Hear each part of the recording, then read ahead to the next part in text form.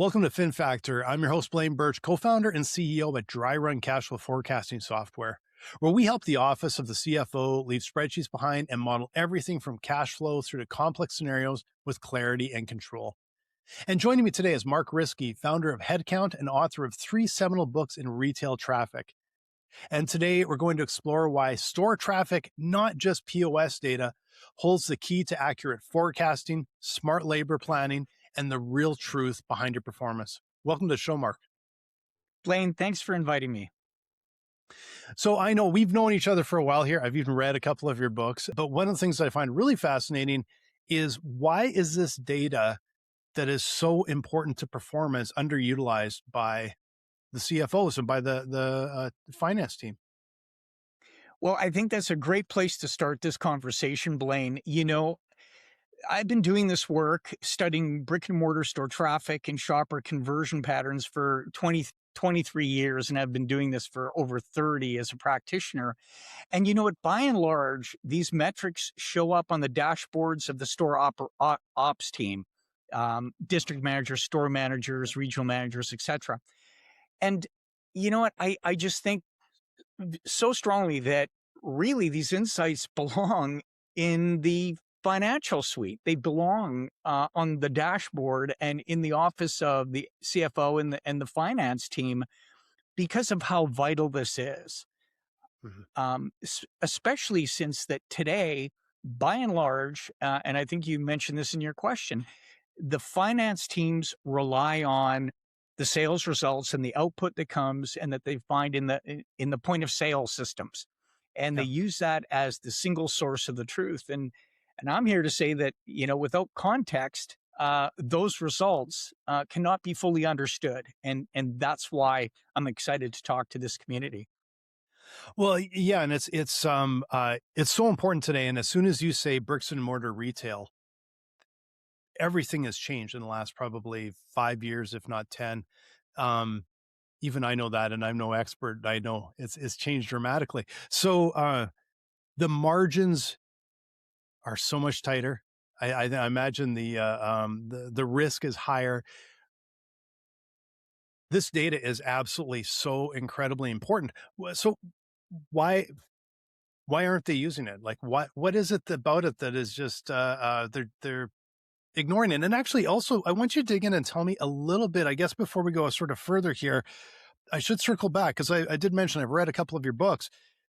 Let's start off first with give me a bit of a summary here and the listeners to what exactly do they need to track and what kind of data do they need to actually start putting this to work that's different than the POS? Yeah, fair enough. So the work that we do and what my 3 books are about is really a fairly straightforward and simple concept.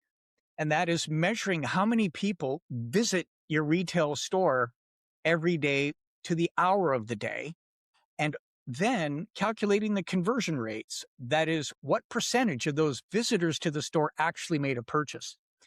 And I can tell you that when you start to do this right to the hour of the day across your entire fleet of stores, whether you have 2 stores, 10 stores, 10,000 stores, patterns emerge. You start to not only see the sales outcomes, which is what CFOs and financial teams already see, but importantly, what you come to understand is how those results were actually delivered. Because retail sales are only a function of 3 things. Traffic, that is how many people showed up into the store. 2, times conversion rate, what percentage of those visitors actually made a purchase, times average sale. What was the average purchase of those that bought? Traffic times conversion times average sale equals sales. Traffic defines the store's opportunity. Sales are the outcomes. That's what everybody's wanting to achieve. And by understanding conversion rates and average sale values, it contextualizes what's driving those results. So, for example, if sales are down, is that because fewer people are visiting? Or is it because the stores are just not converting the visits that they're getting? That's a really important question that the finance team should be able to answer when the marketing department, for example, comes to them and says, look, we want to launch a major campaign and we're going to need some funding approval for that. How does the finance team make that decision? Well, that's what this data informs. And we work with retailers from small independent retailers with one or a handful of stores, right up to enterprise class retailers that have literally thousands of stores. Well, and I'm even thinking like, going just a little step up and going a little bit bigger picture. The finance team, of course, is going to be and in, of course, the management team. They're sitting in the C-suite with the CEO and talking about these things, and they're trying to figure out, okay, where are we going to expand to? Here's a store that might be on paper, they might be thinking underperforming, and could look and go, yeah, they're converting fantastic.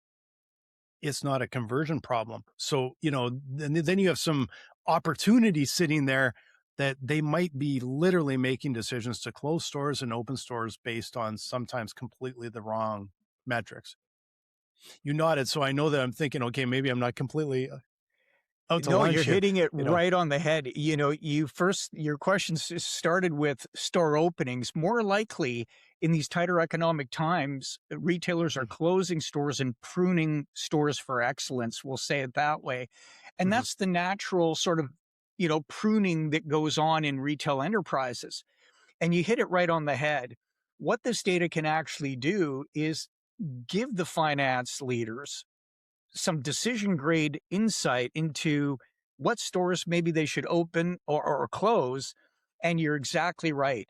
The way we map this data, what you find is that stores can look like underperformers or modest performing stores when in fact they are actually doing a brilliant job at converting the traffic they have. They just don't get enough traffic. mhm. So then the decision could be made, well, if we turned up and applied some little targeted marketing to that market, to that area where the store is, could we raise their traffic volume? And if they hold on to their conversion rates, this could be one of our best stores. Or perhaps they just decide, no, we're not going to continue. We'll close that store, but we know that store team is terrific. Let's put them in a bigger store or repurpose those resources accordingly to the greater benefit of the company. Well, and I think one of the other problems I know that you've mentioned, when we've talked in the past, or maybe it was in one of the books, was that there's a lot of retailers are actually monitoring their traffic, like they're counting their traffic, and that is all. They don't do anything with it. They don't look at any, like you said, conversion, average sale price.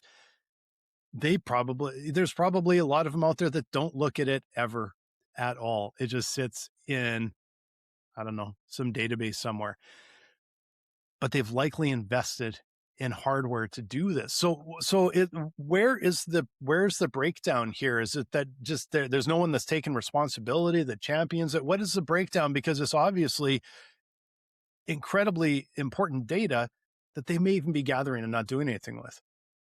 Yeah, you hit on one of the challenges that I'm trying to unlock in trying to speak to the CFO in the finance community. Mhm. To a great extent, retail traffic counting, and it's been around since the 1970s. Okay, so the idea is not new. Yeah. Um, my best estimate is about half of retailers in the broader market are actually tracking this data.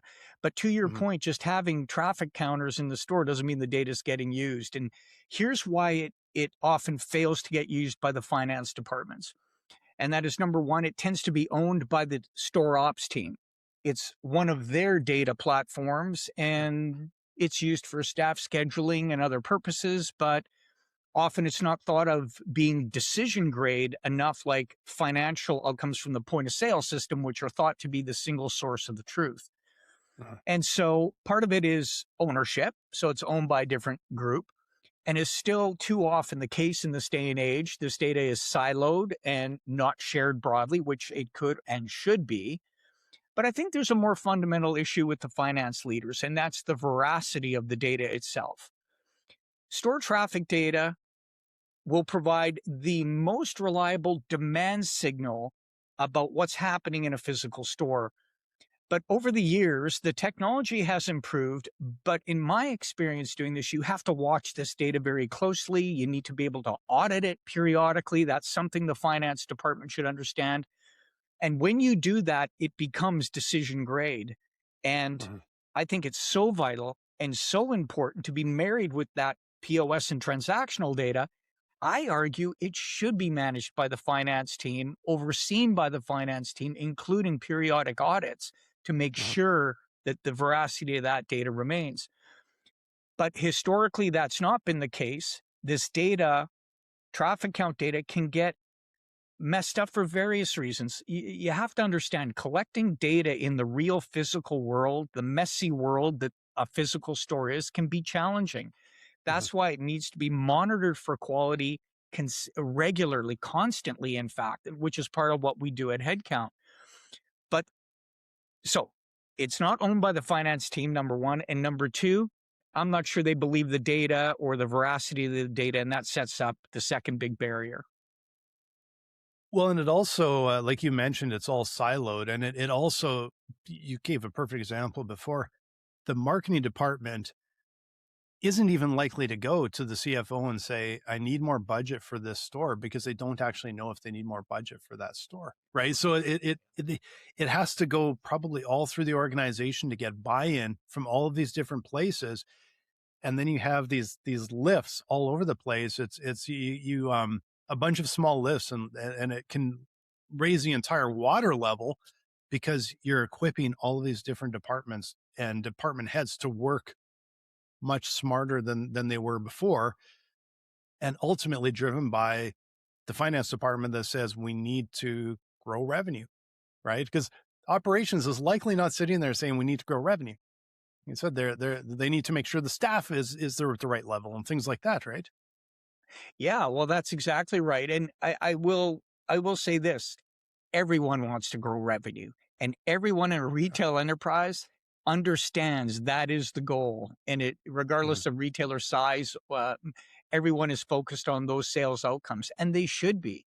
Yeah. What I'm advocating for is to produce those different outcomes. What levers are you pulling operationally? Where are you making resource bets, whether that's marketing spend, or here's even a bigger one, and that's labor resource. How do you Mhm. decide how much labor you're going to put and allocate into any store, any of your stores? And how do you know how productive that labor is? I can tell you, Blaine, that today the way that gets looked at is sales. But here's the Yeah. problem. Let's say a store has increasing traffic. They don't have enough staff to serve that traffic. Conversion rates are dropping. Sales may be flattening or even going down despite having more visitation in the store. And I've seen this countless times, and the data makes it clear. And when I engage the retailer and I say, isn't it clear you need more labor in this store based on the conversion trends? The answer often comes back, well, the store needs to get their sales up. And when they get their sales up, then they get more labor. Yeah. It is a classic chicken and egg problem Yeah. that I think the finance team is best suited to make a determination on, that could then cascade to the workforce management team and the HR department to figure out how do we best deploy labor into the places that it's actually needed. But again, this is all based on data, not supposition, and nor just looking at the sales outcomes alone. Well, and I know just even from my experience looking at data so often, uh, can conflict with your gut and conflict with like, or a limited data set. A limited data set can lead you in one direction, and it can, you can kind of think, well, it's just more data. But it's not the data that's important, it's the context, because it's just more data doesn't do anything, but it's making those connections helps in the decision-making process. And, as you've sort of demonstrated, those details matter. Those details can make a big fundamental difference, like being understaffed and not, people, how many people are abandoning cart basically, like in the store, walking out of the store and going, I don't have time for this because they don't have another register open. But boy, I'm ready to buy. Exactly, Blaine. And the beauty of looking at store traffic and conversion data to the hour of the day, when these lapses in service happen, you can see it plain as day in sags and conversion rates. We can pinpoint to the actual hours of the day that these things are occurring, the day of week and which stores and when. And then it's just a question of pulling the right lever to change that outcome. Um, yeah. And so, but it all comes down to, and I will say there's a more philosophical point when it comes to CFOs and the finance team, and that is the push and pull between cost expense minimization and sales maximization. And Yeah. to a great extent, because retailers have always struggled with tight margins, and it virtually doesn't matter what retailer you're even talking about, pre, post COVID, it doesn't matter. It's always been tough. Mhm. The general position is always to cut expense, to minimize expense. And labor is one of those things. CFOs don't want to hear conversations about more labor. Mhm. They have enough trouble hiring what they have and using what they have. But here's what I say to that argument. And that's simply this isn't about applying more labor blindly. It's about Yeah. taking the labor that you're already paying for and applying it more effectively to deliver the maximum conversion lift outcome, not about more labor. You may find there's stores that require more labor and you can make those determinations, but at least you can make these trade offs from a financial decision standpoint, look at the outcomes and then make adjustments. Right now, basing everything on sales is leading to the wrong kinds of conclusions. And the truth is, retailers are leaving precious dollars, on the table. And that's why I say that retailers squander, they squander their traffic every hour of every day. Well, and that's that I find that really a fascinating point that you can say, yeah, we need to raise maybe the labor over here, but it might be, but over here we can actually cut a little bit of cost because these numbers will actually tell you you're actually overstaffed here, you're understaffed there, and it might not even be a net increase in cost, but there'll be a net increase in sales, and that can be dramatic. But again, they're flying basically blind right now. Um, I want to dig into your books a little bit because I know that you wrote a couple books before COVID, and I wanted you to just sort of introduce us, talk a little bit about it. But I know that you've really released a book. I think it was just last year, if I'm right. Um, and I want you to talk about some of the changes that you've seen in the landscape because literally you wrote another book because this is so important and it's changed so much. So yeah, give me just a quick brief on the first books you wrote, but also most importantly, how you've transitioned to this one. Sure. So I wrote the first book called "When Retail Customers Count." It was published in 2005, and in 2005, or at that time, it was the first book ever written dedicated to the topic of brick and mortar store traffic and shopper conversion analytics. There, nobody had ever really talked about this. That was my first book. 5 years later, I wrote a book called "Conversion: The Last Great Retail Metric," and that book was all about a practitioner's approach to how you could fully leverage store traffic and conversion data, and addressed everything from measuring the impact of advertising investments to workforce management, customer experience, and myriad topics. This last book, and that was published in 2011, when the COVID pandemic smashed into the retail industry and society writ large in 2020, it fundamentally changed the way shoppers shop, the way retailers retail. And it was traumatic and mostly detrimental for most retailers. Mhm. And it was at that time that I thought that the ideas around store traffic in brick and mortar stores and conversion rates needed to be redressed in this new reality of buy online, pick up in store, curbside pickup, and how those Mhm. kinds of patterns and movements will change store traffic and conversion insights. And while some thought, and so my third book called "Store Traffic is a Gift" was published in September of last year of 2025. And I will say that the retail industry has embraced this book tremendously. It's won a Mhm. couple of awards. It's being heralded by retail industry experts across the board. And it really speaks to really just how foundational and fundamental these ideas are. So it takes a lot of the foundational ideas that really haven't changed, Mhm. but have been updated to the modern realities, or the realities that retailers face today. And consequently, it's selling well on Amazon. Yeah. Well, and I suspect, if I'm a CFO sitting out there, that's probably the best place to start. Is or maybe correct me if I'm wrong. The best place to start is maybe to grab your book and get some sort of foundation to understand what what the problem is and what the opportunity is. Absolutely. It's a good place to start. The approach I took with the book Store Traffic as a Gift is from the practitioner's standpoint. I think it's worth noting, my background is working in retail stores. I was a store manager. I was a sales associate. I was the marketing manager for a successful retailer. I worked in a department store, sporting goods, and then computer and electronics is where I stumbled upon the importance of traffic and conversion insights.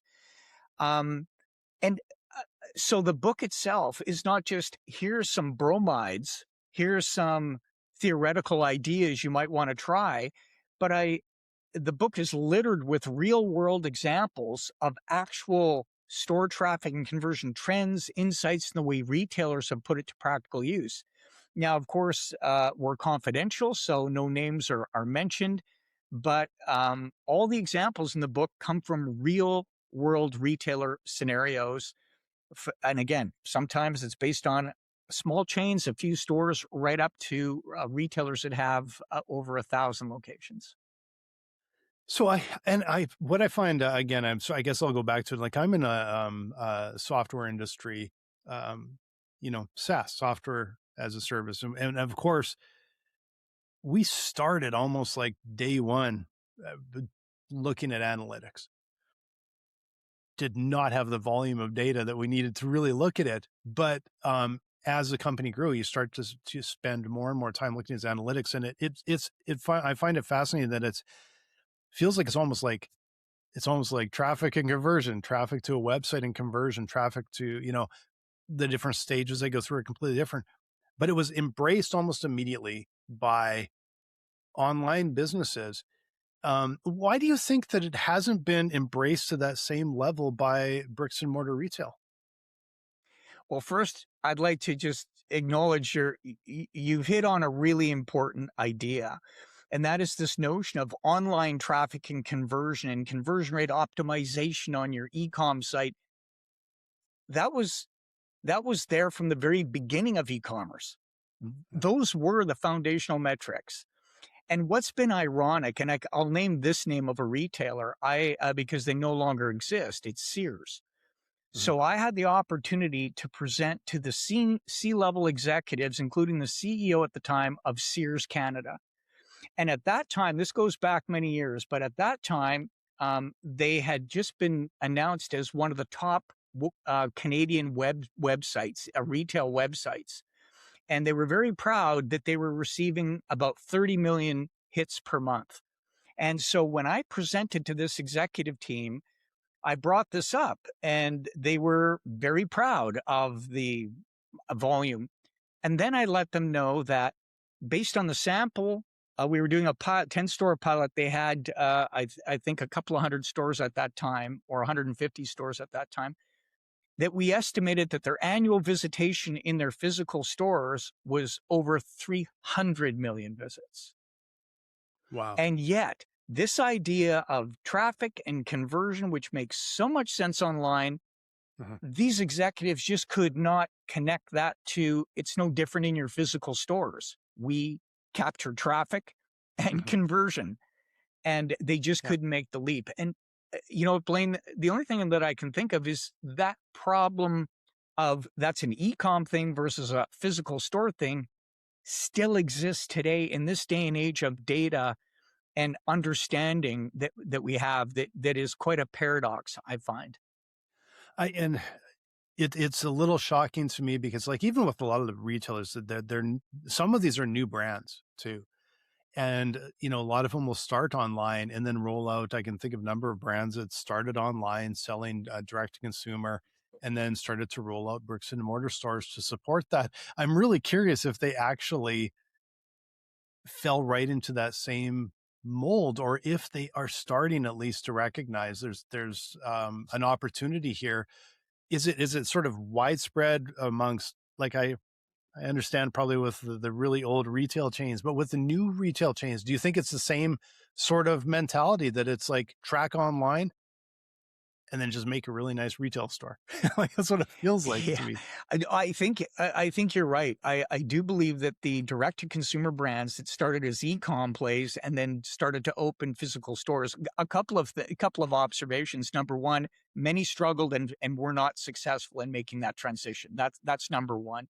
Mm, Because they grossly underestimate the complexity of running physical stores. But I will say that in my experience, those direct to consumer brands that open physical stores often will immediately install traffic counters and look at traffic and conversion rates because they simply get it. It's yeah. inherent to the way they think.